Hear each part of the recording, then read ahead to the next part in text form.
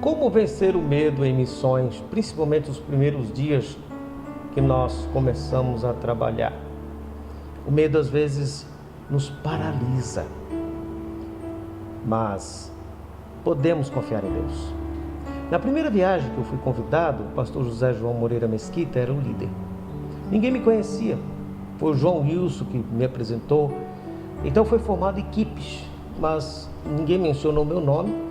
Eu fui para frente do barco Iramar e sentei lá na proa e uma equipe foi formada que era Carreiro, Suderli e Jackson. O Jackson teve um pequeno problema de saúde e o Carreirinho procurou-me para ir com ele. Então o primeiro desafio foi andar no bote, atravessar o Rio Negro. Aquilo era, de alguma forma, causava algum medo. Depois nós fomos numa outra comunidade chamada Caioezinho. Lá no Caioezinho tinha muito carapanã, ou seja, pernilongos, e nós comemos carne de caça. Tudo aquilo era muito novo. Agora, medo foi quando eu fui no dia seguinte buscar água no rio. Eu achei muito estranho pegar água no rio, porque eu via as pessoas tomando banho no dia anterior. E quando eu fui buscar água, eu não sabia nadar.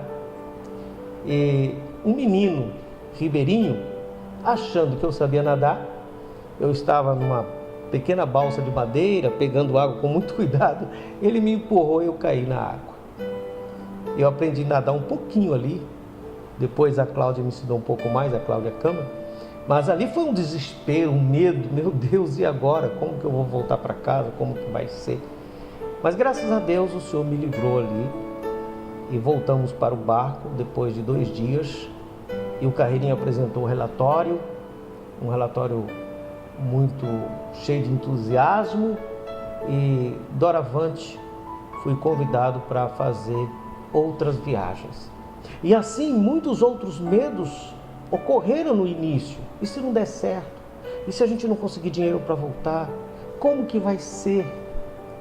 Marli também, com certeza, teve algum momento assim de você ficar com medo? Com certeza, principalmente quando você tem 2 crianças pequenas. Uma ocasião a Marjorie ficou com a garganta inflamada, muito febril, muito doentinha. Já fazia 3 dias que ela não se alimentava, eu não sabia o que fazer. E então a minha vizinha me ajudou e nós fomos levá-la a procurar um socorro médico. Mas Manaus estava toda a área de saúde estava em greve, faixas, nada estava atendendo. Isso foi em 1992. E nós andamos muito a pé, carregando aquela menina grande no colo, com muita febre. Estava dias quentes como hoje. Eu me lembro que ela estava enrolada em um cobertor. E andamos muito e não conseguimos atendimento. E eu voltei para casa com ela febril e passando muito mal. E nós, quando eu cheguei, o Alcedi nos convidou para orarmos. E nós lemos um texto e oramos ao Senhor, apresentando a vida dela ao Senhor. E terminou a oração, nós percebemos que imediatamente a febre passou. E isso nos trouxe bastante alívio. E eu disse para ele, eu vou preparar uma sopinha para ela. E ele disse para mim assim, mas já faz 3 dias que ela não consegue comer. E eu me lembro que a garganta dela estava tão inflamada que ela babava, saía aquela saliva. E ela não conseguia nem fechar a boquinha. E aí eu fui, preparei a sopa. E aí eu esfriei a sopa e dei para ela comer. Ele falou assim, como que ela vai comer? Ela não está conseguindo nem engolir a saliva. E eu me lembro que eu fiquei por trás dela e disse assim, filhinha, come em nome de Jesus. E ela começou a comer aquela sopa, comeu, e o Alcedi ficou olhando admirado. E ela terminou de comer, falou, mamãe, tem mais? Falei, tem. Coloquei mais, ela comeu tudo. Ela acabou de comer e falou assim, posso ir brincar? Falei, pode, filhinha. Ela desceu da cadeira e saiu correndo e foi brincar com a irmãzinha e ficou totalmente curada. Nesses momentos de enfermidade, o coração do pai e da mãe entra em desespero, porque você busca um recurso, não consegue, não encontra. Mas naquele momento, Deus nos fez entender que o maior recurso vem dele. Independente da situação, quando nós buscamos a Ele, quando nós clamamos por Ele, Ele é o nosso pronto socorro, sempre presente, pronto a atender todas as nossas necessidades.